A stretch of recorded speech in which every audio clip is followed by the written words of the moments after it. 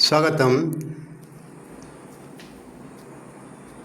महात्मा हाड़ीदास दिन कही पातालु कालिका आसिल बहुल मर्त्य करेंगे कल समलपुर रे माता समलाई भक्त को करेंगे कल माता दुर्गा देवी दुर्गति नाशिनी भिन्न भिन्न रूप से हस्ते कर्पर धारण पापी हत। तो दुर्गार पर माँ समलेश्वरी अच्छा, लक्ष्मी अच्छा, सरस्वती अच्छा, गणेश अच्छा, कार्तिक अच्छा।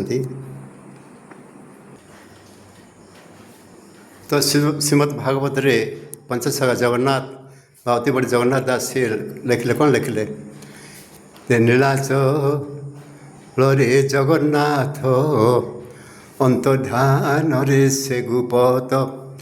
तो गुप्त स्थल को से चल लिखाई किंतु आमर धारणा छतियापट जीवे बा केते प्रकार केते लोक सब कही था किंतु जहाँ होगा कथा ता हो सारी जहाँ होगा आगक से इच्छा सब परिचालित हो।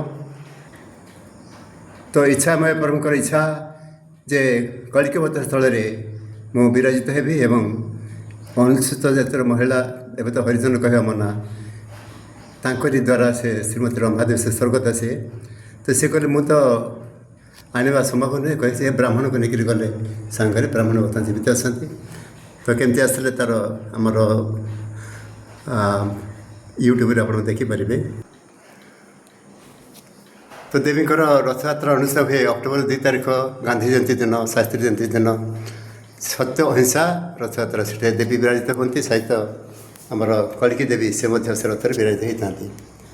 तेणु से अपूर्व लीला समस्त लीलामय स्वरूप तक स्थान विराजित हीराकुद गोटे पद्म पक्षर बाहर नीलमाधव से पूजा पाते आमर मंदिर में सेपरी प्रभु श्रीराम कलिकीराम पूजा पाइले सेपरी श्रीकृष्ण से तो नीलमाधव रूप में पूजा पाते प्रभु जगन्नाथ स्वयं आसी लीलाखला बर्तमान स्थान आरंभ कर। तो जो विश्वकर्मा अनंत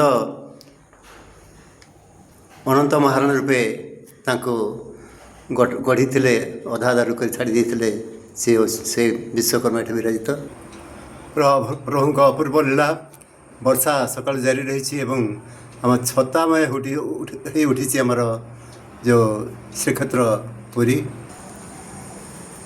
तो सकाल प्रबल वर्षा होते बर्तमान आ वर्षा ना फर्षा दिशला चतुर्दिग। तो लीला मानकर लीला विषय आप कौन कहे मनीष सदा सर्वदा सौभाग्य अर्जन करी